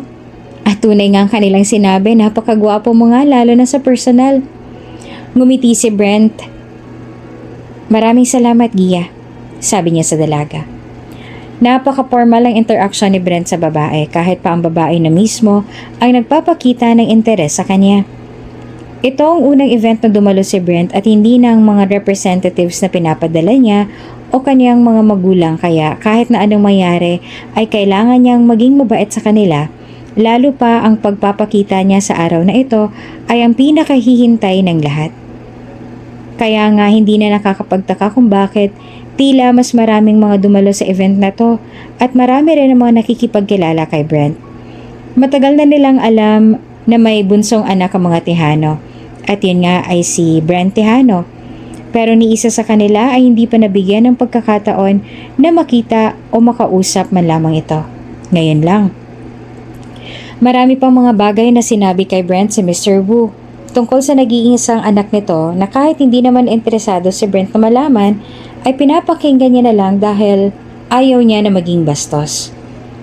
Pagkatapos ng pag-uusap nila na iyon ay ngumiti siya at nagpaalam na sa mag-ama. Ang kanyang secretary naman ang nasa tabi niya ay para bang nasisiraan na ng bait at ngumingiti-ngiting mag-isa. Siguro dahil sa dami ng trabaho, nawawala na ito sa sarili. Nag-aalala tuloy si Brent sa sekretary niya dahil batid niya na hindi ito tulad niya na walang kakayahan na nakaramdam ng pagod. Panigurado na pagod na ito ngayon sa dami ba naman ng trabaho na tinapos.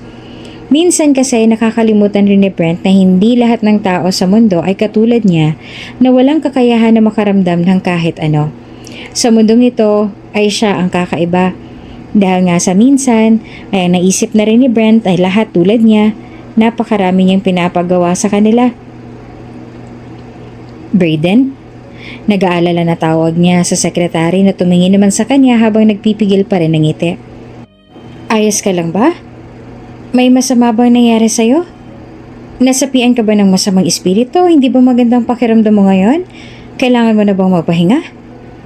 Nag-aala pa rin na sunod-sunod na tanong ni Brent sa sekretary na mas natawa. Ay, hindi po ako nasapian, sir. Natatawa lang po talaga ako sa inyo kanina. Natatawa pa rin na pag-amin ni Brayden. Kunot naman na itinuro ni Brent ang kanyang sarili. Hindi niya maintindihan kung ano nakakatawa sa kanya para tumawang mag-isa itong si Brayden. Me? Ay, naguguluhan na saad ni Brent. Tumango naman si Brayden. Opo, sir. Hindi niyo po kasi nakuha ang gusto kanina ni Mr. Wu. Bakit? Ano bang gusto niya? Kilala ko po yan si Mr. Wu at sobrang istrikto niya po sa mga anak niya, lalo na roon kay Mrs. Gina Wu dahil bunsong anak niyang babae. Hindi niya po sinama kung saan-saan na event ang mga anak niya dahil maraming mga nagkaka-interes sa kanila. Pero nang malaman ni Mr. Wu na ikaw mismo ang aaten ngayong araw, ay nakakapagtaka na sinama niyang bunso niyang anak at si Mr. Wu pa mismo nagpakilala sa kanya sa inyo. Ang ibig sabihin po nun ay gusto niya na ipakilala sa inyong anak niya.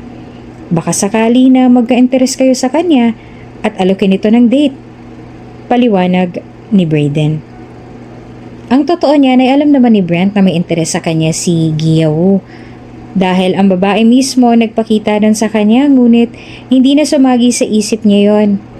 Na iyon pa lang na isang ama ng babae na mangyari. Oh, I didn't know. Ang nasabi na lang ni Brent. Halata nga po sir, parang wala man lang kayong ka-interes sa mga sinabi ni Mr. Wu kanina tungkol sa anak niya. Dama nga rin po siguro nila yun eh. Nahalata ako sa mga ekspresyon nila. Wika nito at natawa ulit. Talaga naman na walang kahit anong pakialam si Brent sa kung sino man ang mga nagnanais sa kanya dahil kasal na siya. Siya yung tipo ng tao na sobrang tapat pagdating sa kanyang asawa. Kahit siguro iharap siya sa libo-libong babae, hindi siya magpapakita ng interes at ang asawa niya pa rin ang hahanapin niya. Kamusta na po palang pakiramdam niyo ngayon, sir? Hindi ka pa rin po ba nakakaramdam ng gutom? Buong araw na po kayo hindi kumakain. Hindi ko nga rin po kayo nakita na uminom ng tubig. Tanong ni Brayden. Nagtataka na kung paano nagagawa ni Brent na magtiis ng ganon. Nagbuntong hininga na lang si Brent. Hindi niya mawari kung gutom na ba siya o kung ano ba ang dahilan at hindi niya naman ito maramdaman. My slide is kinda blurry, sa tingin ko ay dahil sa gutom. Iyon na lang ang sinabi ni Brent. Kanina pa nga nagbe-blur ang paningin niya. After all, buong araw na siya hindi kumakain o umiinuman lamang ng tubig. Tumango si Brayden at nagtanong, ano po bang gusto niyong kainin at ikukuha ko na lamang po kayo? Hindi naman agad sumagot si Brent. Sa sandaling yon ay tanging gusto niya lang kainin ay ang luto ng kanyang asawa na siyang tanging niya lang nalalasahan. I don't know, maybe my wife's delicious food? Nagtataka naman si Brayden. Pero malayo po si Ma'am Niana, sir eh. May iba po ba kayong gustong kainin ngayon dito? I don't know. Mas lalo pa nagtaka si Brayden sa boss niya. Po, hindi po ba talaga kayo nagugutom, sir? I'm actually not sure if I'm hungry right now. I can't tell eh. I can't tell. All I know is that it's time for me to eat something. Hindi naman maintindihan ni Brayden kung anumang uri ng tao ang kanyang boss at kung bakit tila hindi ito nagugutom o napapagod. Minsan, iniisip ni Brayden na baka may superpowers ang kanyang boss. Bagamat 2 taon pa lamang siya bilang sekretary ni Brent, humahanga si Brayden sa kung ano man nagagawa ni Brent. Na nagagawa nito lahat ng mga bagay at trabaho ng walang pahinga. Minsan, kahit wala pang kain. Sa huli, hindi na nga kumain si Brent hanggang sa matapos ang event dahil ang gusto lamang niya ay ang luto ng kanyang asawa na siyang tangi niyang nalalasahan. Wala rin namang magbabago kung kakain siya doon. Hindi siya nakakaramdam ng kabusugan at wala siyang malalasahang lasa o kahit ano. Ang dahilan ng lahat ng yon ay dahil meron siyang sakit na tinatawag na congenital insensitivity to pain with anhidrosis. Si Brent Tejano ay pinanganak na merong ganitong uri ng sakit. Kabilang siya sa mga bihirang tao sa mundo na may ganitong karamdaman mula nang ipinanganak siya. Hindi siya nakakaramdam ng pagod at wala siyang kakayahan na makaramdam ng kahit ano na physical pain or discomfort. Kahit ang panlasa at pangamoy ay wala sa kanya. Hindi siya nakakaramdam ng anumang sensasyon sa kanyang katawan. Parang sobrang manhid ang buong katawan mula nang siya isilang. Hindi niya naranasan ng pakiramdam ng pagod, sakit o antok. Ngunit kahit ganoon, tila ang kanyang katawan na rin ang kusang sumusuko sa buong araw na walang pagkain, pahinga o tubig man lang. Dahil habang siya ay nasa loob ng sasakyan papunta sa kanilang bahay, nakatulog siya sa likod. Hindi. Huwag mo kong iwan yan. Sa kanyang panaginip ay sinasabi yun ni Brent habang pinagmamasdan niya ang tanging babae na nagparamdam sa kanya na siya ay normal na may kasama na ibang lalaki. Magkahawak kamay at parehong masaya. Isang malungkot na ngiti ang ibinigay sa kanya ni Niana. Patawarin mo ako, Brent. Ngunit mas mahal ko siya kesa sa'yo. Mas gusto kong siyang makasama ko habang buhay at hindi ikaw na anumang sandali ay maaari akong iwan. Nang dahil sa panaginip na yon ay hindi na malayan ni Brent na tumutulo na pala ang kanyang mga luha. Nagising na lamang siya na marinig niya ang boses ni Brayden na hindi niya ramdam na inaalog na pala siya. Nag-aalala na nagtatanong sa kanya si Brayden kung anong nangyari, ngunit hindi siya sumagot. Tumanaw siya sa malayo habang ang puso niya ay punong-puno ng takot at pangamba. Takot at nasasaktan siya habang naaalala niya kung ano ang sinabi sa kanya ni Niana sa panaginip niya. Mas pinili nito ang ibang lalaki kesa sa kanya. Mas gusto nito sa piling ng isang normal na tao at walang dinaramdam na kahit na ano. Sa piling ng isang tao na malaki ang pag-asa na makasama ni Niana habang buhay at hindi sa isang tulad niya na maaaring iwan nito ng mas maaga. Natatakot siya. Hindi niya makakaya na mawala sa tabi niya si Niana. Hindi niya makakaya na makita itong masaya sa piling ng iba. Ngayon pa na nakapasok na ito sa puso at buhay niya. Ngayon pa na handa na siyang lumaban at mabuhay ng mas matagal kahit pa ang mundo ay hindi patas sa kanya. Pagka-uwi ni Brent sa kanilang bahay ay agad niyang hinanap ang kanyang asawa at niyakap ito ng sobrang higpit. Gulat na gulat at nagtataka naman si Niana sa kilos niya. Ano nangyari, Brent? Gulat at nagtataka na tanong ni Niana habang yakap nito ng sobrang higpit. Kumalas si Brent sa yakap at kinulong niya ang mukha nito sa mainit niyang palad. Akala ko'y iiwan mo na ako. Akala ko'y sumama ka na sa kanya. Takot na sambit ni Brent. Ha? Bakit naman kita iiwan? At kanino naman ako sasama? Nagugulahan na tanong ni Niana na walang kahit anong ideya kung bakit siya magkakaganito ngayon. Please don't leave me, Niana. I'll try to live long for you. Huwag mo lang akong iwan para sa ibang lalaki na walang kahit anong karamdaman. Nagsusumamo na sa tono ng boses ni Brent. Ano? Hindi na natapos ni Niana ang sasabihin nang bigla niya itong sinunggaban ng mainit na halik. Sa mainit na halik na yon, binuhos ni Brent ang lahat ng nararamdaman niya at sumaya ang puso niya nang gumanti si Niana ng sing-init ng halik niya. Habang magkalapat ang kanilang mga labi ay napakaraming bagay ang pumasok sa isip ni Brent. Napakadaming posibilidad ang naglalaro sa utak niya na mas lalo pa na nagpadagdag sa takot sa kanyang puso. Sa sandaling iyon ay inisip ni Brent na sabihin na rin kay Niana kung ano ang totoo tungkol sa kanya. Samantalang hindi naman nalaman ni Niana kung ano ang nangyayari sa kanyang asawa na puno pa rin ng takot at pangamba ang mga mata. Nagtataka siya kung bakit mukhang takot na takot ito at bigla na lang siyang niyakap kanina ng sobrang higpit na para bang anumang sandali ay maglalaho siya sa harapan nito. I have a congenital insensitivity to pain with anhidrosis. Malungkot ang tono ng boses ni Brent habang sinasabi yon. Ang mga mata nito na puno ng lungkot at di pang mga emosyon na hindi niya magawa na mapangalanan ay diretso nang nakatingin sa kanya. It's a very rare genetic disorder. I can't feel any physical pain or discomfort. And I don't sweat. Ang sakit na yan ang dahilan kung bakit ni minsan ay hindi mo pa ako nakikita na pagpawisan. Kahit nababad na ako sa araw. Wala akong kakayahan na makaramdam ng sakit o kahit ano sa aking katawan. Hindi naman nakagalaw si Niana dahil sa sinabi ng kanyang asawa. Pakiramdam niya pa nga, sa mga sandaling ito ay nananaginip lang siya at hindi totoo na may ganoong karamdaman nga si Brent. I also don't have sense of smell. Kahit gaano katapang ang amoy ng isang bagay ay wala akong maaamoy. Although I have some ability to taste, my taste sensitivity should be exceptionally high. Halimbawa, ang typical na sugar perception ng isang tao ay nasa 100% lang, ngunit sa kondisyon ko ay kailangan na mas mataas pa roon. It should be 6 times that amount para lang may malasahan ako ng kaunting tamis. But it's still insufficient for me to discern all flavors. At dahil sa masama ang ganong kataas na level sa katawan at kalusugan, ay hindi ko hinahayaan ng doktor ko na subukan yon, meaning wala pa akong kahit anong nalalasahan mula nung isiniling ako. Iyon ang klase ng buhay na meron ako. Ayon sa mga doktor ko na nag-aaral sa sakit na meron ako ngayon, individuals with rare disorder like mine typically don't surpass the age of 25. Yet here I am, at 26. Grateful for every extra day. Ang buong akala ko nga noon ay hindi na ako mabibigyan ng pagkakataon na makalasa ng kahit konti hanggang sa mawala na lamang ako sa mundo na ito.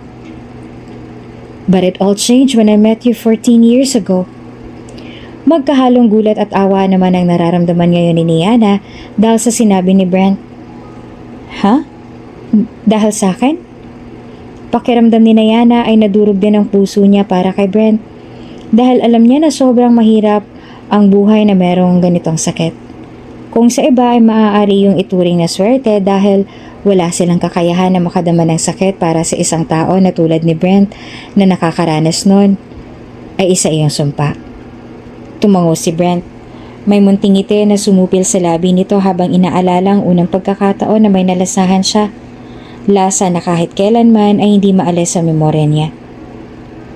Binigyan mo ko na ng isang kulay pula na lollipop at sa kauna-unahang pagkakataon ay may tamis akong naranasan. Though, hindi yung tulad ng nalalasahan ng ibang normal na tao, pero masaya na ako na may nalasahan ako sa unang pagkakataon. It was an unusual and pleasurable taste. According to my doctor, it was just a psychological reaction. Ibig sabihin na hindi ko naman talaga nalasahan ng lollipop na yon, kundi pakiramdam ko lang yon dahil sa taong nagbigay sa akin. Wala namang natatandaan si Niana na binigyan niya ito ng lollipop noon. Marami rin kasi siyang mga nakakalaro noong bata pa siya. At dahil nga sa sobrang mabait na bata rin si Niana, ay mapagbigay siya sa kung ano man ang meron siya. Hindi siya madamot kaya marahil ay isa si Brent sa mga bata na naging kalaro niya noon na binigyan niya ng lollipop.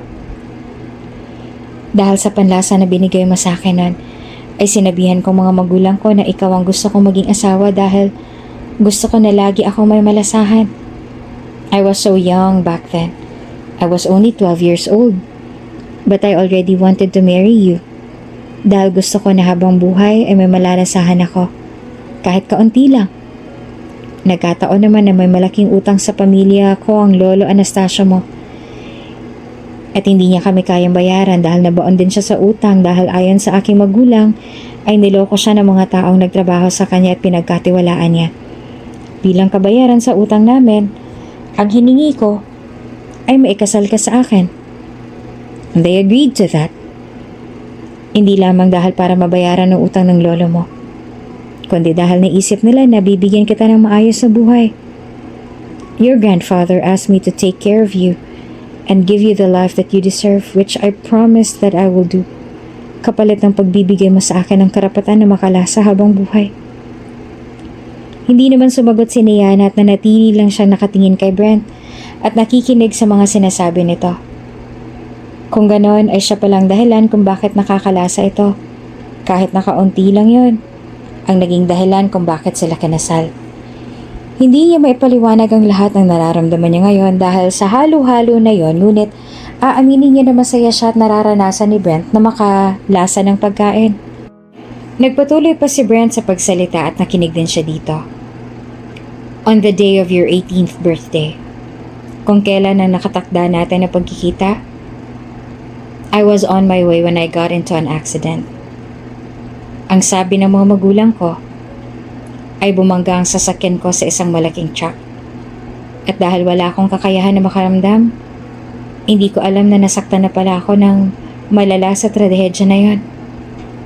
The doctors believed that I thought I was only sleeping while I was in coma for 3 years. Isang himala na itinuturing noon nung ako'y nagising pa mula sa bingit ng kamatayan. Dahil ang mga doktor ay naniniwala na hindi na ako maaaring makaligtas pa noon. Nang magising ako mula sa coma, ay ikaw ang una kong nasilayan nung umuwi na ako sa bahay. Pero dahil sa kondisyon na meron ako, ay nagpasya ako na lumayo sa'yo. Plinano ko na rin na wag nang ituloy ang magiging kasal natin kahit pa ako nang nagplano ng lahat ng ito sa kagustuhan ko na maging isang normal na tao na may kakayahan na makalasa ng mga pagkain at makaramdam. Sinubukan ko na lumayo sa'yo dahil alam ko na sa huli ay ikaw lang din ang masasaktan sa pagkat para sa isang tulad ko. Swerte nang lumagpas sa edad na 25. Ayokong maging mag-isa ka pag nawala na ako. Ayoko na umiyak ka at akong dahilan. It was painful to watch men try to win your heart. At higit na mas masakit dahil nanatili kang loyal sa akin kahit hindi mo pa ako kilala. It was painful to see you wait for me when I was just near you and was just afraid to let you know that I was the one who you were supposed to marry. Puno ng lungkot at sakit ang mga mata ni Brent ngayon. Inabot din ito ang mga mukha at pinunasan ng luha na hindi niya namalayan na tumutulo na pala habang nakikinig siya sa kwento nito. Pakiramdam ni Niana ay hindi na siya makahinga at sobrang sikip na ng dibdib niya. When I turned 26, wala nakita mga doktor ko na mamamatay ako. Sinunod ko ang gusto ng magulang ko na magkapamilya na at magkaroon ng anak para maging tagapagmana ko kung sakali man na mawala ako na maaga. Sumunod ako sa gusto nila na yon dahil gusto ko rin na mangyari kung anong gusto nila. At gusto ko rin ikasal ka sa akin. Pero may pag-aalangan ako naramdaman. Natatakot ako na baka mawala agad ako sa tabi mo at masaktan ka lang dahil sa akin. Gustong gusto kitang pakasalan, Niana. Gustong gusto kita na matawag na asawa ko. Gusto ko malaman ng lahat na aking ka. I wanted to claim you. Perhaps it's because I don't want you to be with other men. O marahil dahil sa nahulog na ako sa'yo mula nung magising ako, mula sa mahabang pagkakatulog. At ang magandang mukha mo ang una kong nakita. Nung makauwi ako at luto mo rin ang nagbigay sa akin ng kakaibang lasa ng araw na yon, ang akala ko ay panlasa lang ang kaya mong maibigay sa akin, pero nang sandaling lumapit ka sa akin, may kakaibang amoy din akong naamoy. It was sweet and alluring. Hindi ko yan makakalimutan dahil ikaw lang ang meron nun. It's not about how you make me feel, smell or taste, and it's about how you make my heart beat faster simply by being next to me. Pinisil ni Brent ang kamay niya na hawak nito. Niana, I'm in love with you. And if the doctors were correct that people with my condition can only live up to 25 years, I want you to know that I love you before I die tomorrow. Mas lalo pang dumami ang luha sa mga mata ni Niana. Nanginginig ang kanyang labi at sobrang sikip ng kanyang dibdib. Nanginginig ang mga kamay na inabot niya ang mukha ni Brent at ikinulong ito sa kanyang mga palad. Pakiramdam ni Niana ng mga sandaling yon ay may kung anong nakabara sa lalamunan niya, kaya hirap siya magsalita. Mahal din kita, Brent. Mahal na mahal din kita, kaya please, huwag mong sasabihin na iiwan mo agad ako. Mabubuhay ka pa ng matagal. Malalasahan mo pa ang lahat ng luto ko at maaamoy mo pa ako ng mas matagal. Gagawin natin ang lahat para lang mabuhay ka na matagal. Mananatili ka sa tabi ko habang buhay, kaya please, huwag mong iisipin na iiwan mo agad ako dahil hindi mangyayari yon. Hindi ko hahayaan na mangyari yon. Nagsusumamo ang tono ng boses ni Niana. Mananatili ka sa tabi ko. Gagawin natin ang lahat para mabuhay ka ng mas matagal. Aalagaan kita ng mabuti para lagi kang nasa tabi ko. At iyon na nga ang ginawa ni Niana, ang pangako niya na yon. Nanatili siya sa tabi ni Brent. Pinakiramdaman niya dito kung gaano niya ito kamahal. At lahat ay ginawa nila para lang mas sumaba pa ang buhay nito at mas makasama niya lang ito ng mas matagal. Walang tigil sila sa pagdadasal sa may kapal na bigyan sila ng pagkakataon na makasama ang isa't isa ng mas matagal. At pinakinggan nga ng Diyos ang dasal niya na iyon. Muli silang kinasal na dalawa at biniyayaan pa ng maraming mga anak. Bagaman wala pa rin nararamdaman si Brent at hindi pa rin nawawala ang sakit nito, wala nang nakikita ang mga doktor na sign na mamamatay ito at mawawala sa piling niya. At ang mga luto niya lang ang tanging nalalasahan ni Brent. Kahit na pare-pareho lang halos ang lasa ng lahat, ay wala nang masasaya pa sa pakiramdam ni Brent sa tuwing nakakalasa siya at sa tuwing naaamoy niya ang mabango at sweet na amoy ng kanyang asawa. Sia, please ask your Kuya Santh muna to teach you. Busy pa ngayon si Kuya eh. Hindi kita matuturuan sa assignment mo na yan. Marami pa kasi akong kailangan na tapusin na papers sa school. Kailangan nang ipasa ni Kuya ito bukas. Promise, kapag natapos ng lahat dito, ako na ulit ang magtuturo sa'yo. Pakiusap ng 18 taong gulang na si Yeven Tejano, ang panganay na anak ni Brent at Niana. Sa kapatid na si Raya na 6 na taong gulang pa lamang at noon ay kinukulit ang kuya niya na turuan ito ng assignment nito na ibinigay ng tutor nito dito. Matalino si Yeven. Hindi lamang ito basta gwapo kundi sobrang talino rin. He is a student athlete and the SSG president. Magaling sa anumang sports at mahilig din sa music. Mula elementarya ay siya nang nangunguna sa kanilang klase. Hanggang ngayon ay si Yeven pa rin ang top kaya naman ay marami ang mga humahanga dito. Sobrang mabait din si Yeven lalo na sa mga kapatid nito. Halos lahat ng free time ni Yeven ay binubuhos nito sa mga kapatid at hindi sumasama sa mga barkada. Si Evan kasi ang tipo na lagi na lang mas mahalaga para sa kanya ay ang pamilya niya. Mas gusto niya makipag-bonding kasama ang mga kapatid niya kaysa makasama ang mga kaibigan niya. Maituturing ni Niana at Brent na pinakamaswerte na magulang ang kanilang mga sarili dahil sa kanilang mga anak. Pero kuya, ayoko po na si Shia siyang magturo sa akin. He always call me Pabo. Ayoko po sa kanya kuya. Nabubulol na sabi naman ni Sia.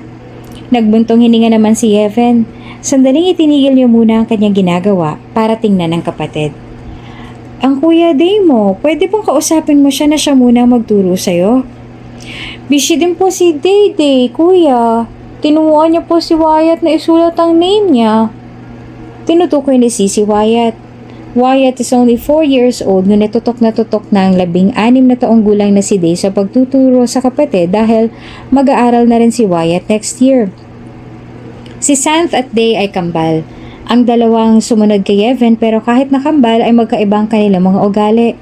Si Day ay sobrang mabait habang si Santh naman ay masungit at masamang ugali at madalas din na pagalitan ng mga kapatid lalo na kung wala sa mood. Ang kuya Nix mo? Tanong ulit ni Evan. Si Nix naman ay yung sumunod sa kambal na sina Day at Santh. Binabantay niyo po ang triplets. Ang triplets naman na sinasabi ni Sia ay ang bunso nila na 6 na buwan pa lang. Napapikit si Evan sabay ng buntong hininga. Marami pa siyang kailangan na tapusin pero hindi niya naman matanggihan ang kapatid niya.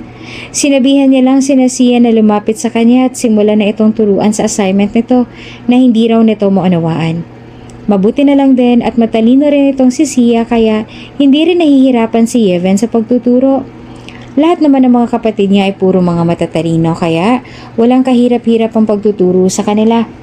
Makalipas ang ilang sandali ay pumasok si Santh sa loob ng kwarto niya at pinalapit si Sia dito para ito naman ang magturo.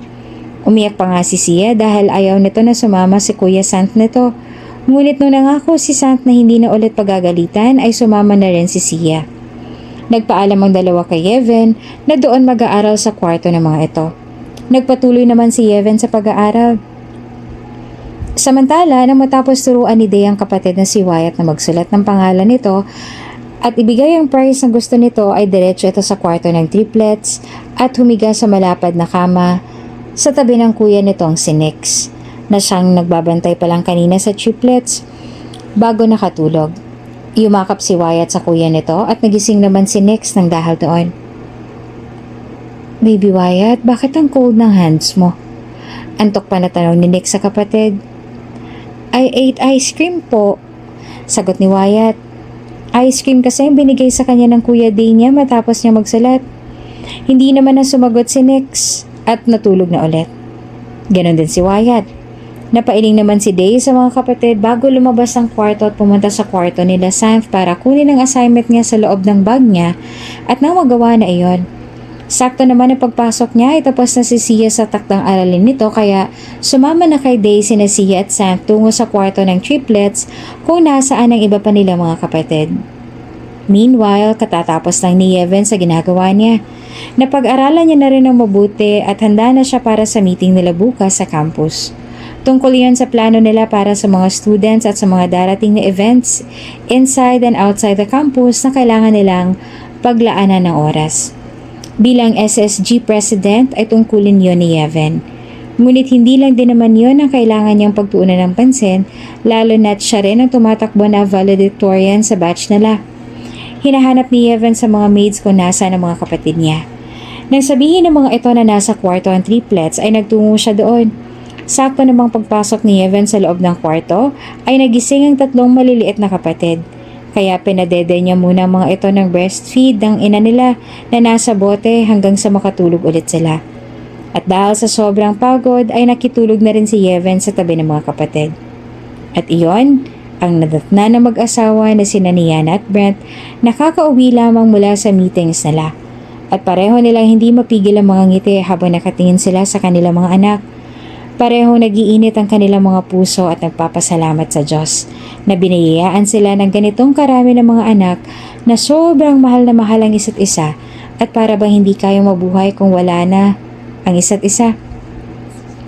44 years old na ngayon si Brent at ni Yana naman ay 40 years old. Ngunit sobrang bata pa rin nilang tignan na para bang hindi halata sa mga itsura nila na may ganito sila karaming mga anak. Sobrang ganda nilang pagmasdanan, no? Sabi ni Yana. Nakakawala ng pagod. Ngumiti naman si Brent at niyakap ang asawa mula sa gilid. Sobra. Hindi ako magsasawa na pagmasdan ng mga anak natin. Ang bawat araw sa kanilang bahay ay isang biyaya ng may kapal sa kanilang mga buhay na araw-araw nilang ipinagpapasalamat. Binigyan si Brent ng mundo ng pagkakataon na bumuo ng ganitong kalaking pamilya at makasama sila na mas matagal at wala na siyang mahihiling pa.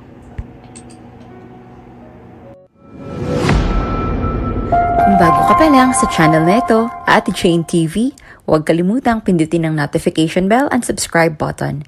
Sana po hindi naman malaking abala sa inyo ang pagpindot ng subscribe button dahil ang kapalit po nito ay ang pagsuporta para makapag-produce ng mga libreng stories sa mga channels ni Ate Jane.